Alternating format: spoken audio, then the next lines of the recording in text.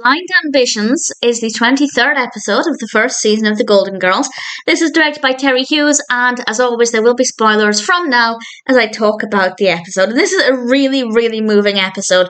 And as I said, there are spoilers, and I did get quite emotional by the end of it. It's beautiful, but I think it's also very moving in a lot of different ways.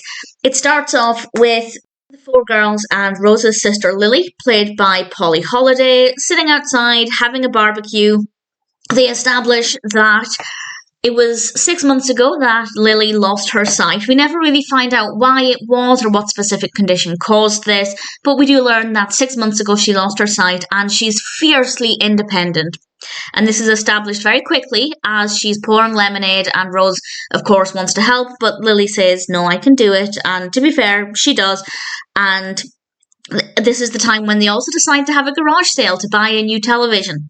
And we will come back to that in a little bit. Rose is very protective of Lily and she wants to help her do everything, as I imagine anybody in that situation would. But as I said, Lily is very independent, but she accidentally starts a pan fire. And the other girls realise that something needs to be done. Lily needs to accept some kind of help because accidents are going to happen. She did apparently go to this kind of support group or this class that would help people who have lost their vision to adapt to it. But she didn't much care for those classes, so she stopped going.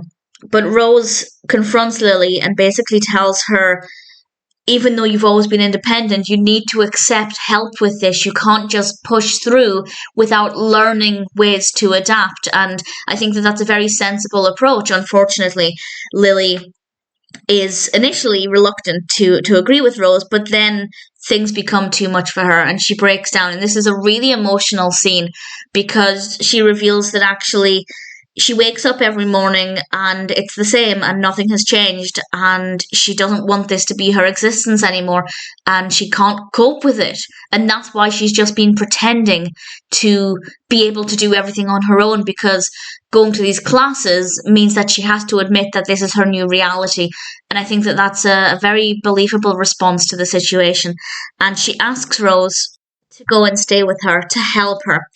And initially Rose thinks that this is exactly what she's going to have to do, but then we have this brilliant speech almost from Sophia, and I really enjoyed this part. I think this part was really important, a really important part of the episode, because Sophia tells Rose about what happened after she had a stroke. And the reason she got better and was able to carry on and get back to the way she perhaps was before is because Dorothy made her do things. Dorothy didn't just let her sit around and do everything for her.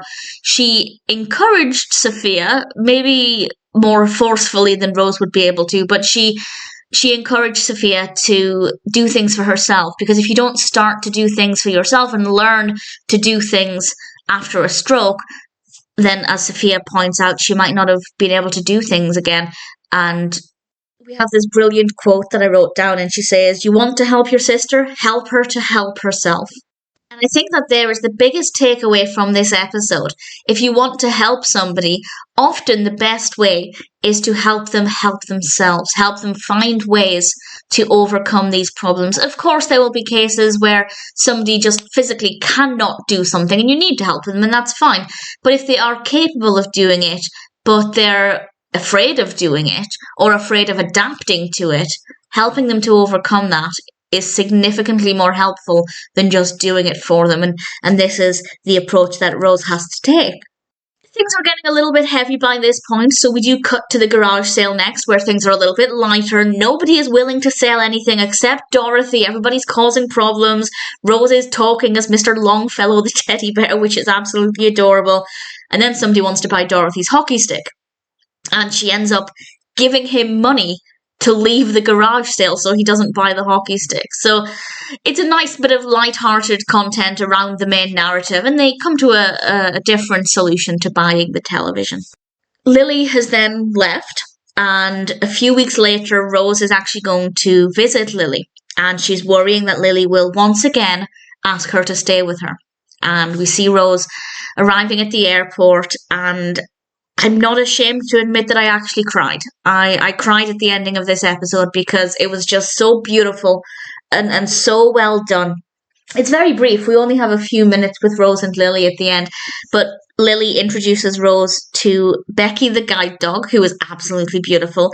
And Lily said a quote that's kind of the point where I became really emotional. Because she says, and I quote, "I was angry at the world because I couldn't see it anymore." And I think that is so telling and so moving. And I feel like it's something a lot of people can relate to, not necessarily if they lose their vision, but if something is in your life that is stopping you from living the way you either previously have been or the way you'd like to. It is so easy to become negative because the world is being negative to you. And this is exactly what happened with Lily. But she was able to turn that around. And that's not an easy thing to do. If the world throws something negative at you that's completely out of your control, whether it's the loss of a loved one or a loss of a job, or in Lily's case, the loss of sight, it is so easy. And I think acceptable, an initial response, it's acceptable, I think, to be very negative in response to the negativity that the world has shown you. But as Lily shows, if you look at things in a different way and kind of change your perspective as best as you can, maybe you can start to have a better situation. And Lily is able to do things for herself, and she has the beautiful Becky the guide dog, and we have some comedy at the end as well. For example, she points out that even though she's blind, she has a better sense of direction than Rose, which I thought was delightful and a really nice way to end things. So a really beautiful, moving episode that I think touches on some really important things with some really great messages. Very emotional a lot of the time, but with some great comedy in there as well, just to keep things light enough without becoming too depressing. So a really uplifting episode in a lot of ways. And I think something that a lot of people will be able to relate to and benefit from, whether that's a loss of vision or something else. And ultimately, I thought Blind Ambition was a real credit to the series.